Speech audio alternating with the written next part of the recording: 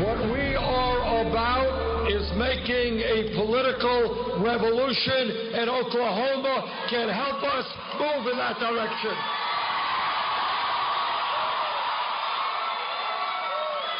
Hey, when I look out at this crowd, I don't think there's any way we're going to lose on Tuesday. Welcome back to this special edition of the Journal Editorial Report as we look ahead to Super Tuesday. That was Bernie Sanders this week at a rally in Oklahoma, one of the states he hopes will put his presidential bid back on track.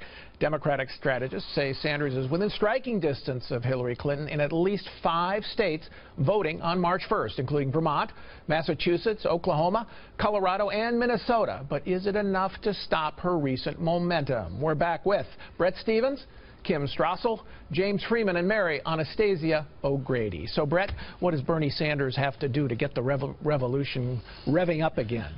I think he has to do what he's been doing quite successfully. I mean, now there's this feeling that Hillary has it in the bag after Nevada. I'm not so persuaded by that. The fact is, Bernie Sanders has the heart of the Democratic Party. Bernie Sanders is speaking the language that Democrats have been listening to or reading when they read Paul Krugman or Thomas Piketty, the language of inequality. This has been the movement of the party away from the Bill Clinton New Democrat centrist party to the far left, and really it's been a momentum play for him. The whole question is whether he has just enough momentum to overcome these deficits, which he's been narrowing. But he may have the heart of the white gentry liberals, Mary, but he doesn't have the heart of the African-American vote, which has been saving Hillary Clinton. He also doesn't have the levers of the machine, and that's what the Clintons have. Unions in particular. Yeah, and I think that you have to give Bernie a lot of credit for the fact that this hasn't been the coronation that everybody was expecting, but I don't see him pulling it out in the end. I mean, she's now catching him in places like Massachusetts, and Colorado looks iffy. You know, those are states he has to win.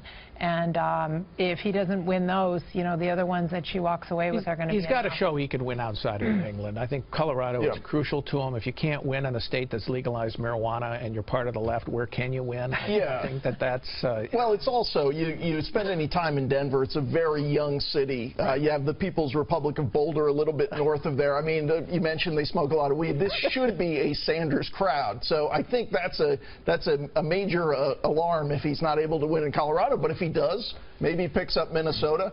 Texas, probably a longer shot, but he did do well with Hispanic voters in Nevada, so who knows? I think she's also going to control the industrial heartland, and that's going to be very tough for him to get. Well, look, one of the big surprises of this race is the weakness of Hillary Clinton. Right. And there's a reason why Democrats are turned off by her, because they've been listening to the same drip, drip, drip, as she likes to put it, of her emails, of her ethical issues, and being completely out of step with what is ideologically now the center of the Democratic Party. But hatred of Wall Street, hatred of wealth, but she embodies both. But they don't think that Hillary Clinton, they don't think that Bernie Sanders can win the election. And they're about winning and power. And Kim, those superdelegates, the members of Congress, officials of the party, they're all for Hillary Clinton. And in the end, they're all going to go for her. And so Bernie not only has to win the normal delegate race, he's got to do better, much better than Hillary, to overcome that superdelegate total.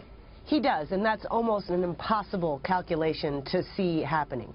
All that being said, Bernie Sanders' legacy in this race will be profound, whether he wins or loses. I mean, he has refused, for instance, to attack her on some of the things that would matter the most, like this FBI investigation.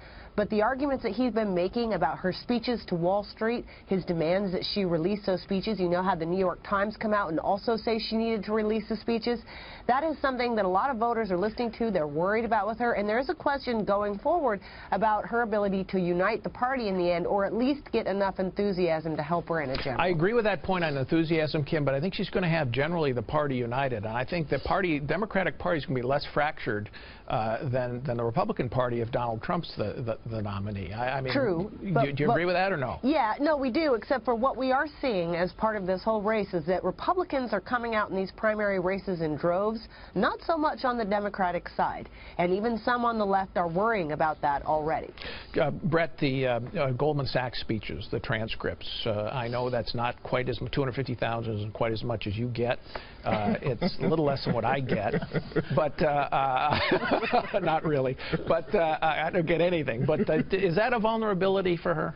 I think it's an immense vulnerability. Now, having said that, I was once in Ukraine where Hillary Clinton turned up and gave a speech. I think she has less to fear for the potential endorsement of Wall Street than simply the vapidity of these performances. How little it takes to make that kind of money. Well, that's why I think there's probably is quite amazing. She was probably just tossing out political bromides about diplomacy. Well, that's right, but it's who she's tossing out those bromides for. In the case where I was president, it was for a very well-connected Ukrainian billionaire. And those are the sort of questions that do animate and disturb a lot of Democrats. But it's not a vulnerability. The Democrats are much more cynical than that, and they don't care about all of this stuff that they claim to care about. They want, as you say... No, the problem with the Democratic Party isn't cynicism, it's sincerity. The big banks gave her a lot of money, and she happily collected it.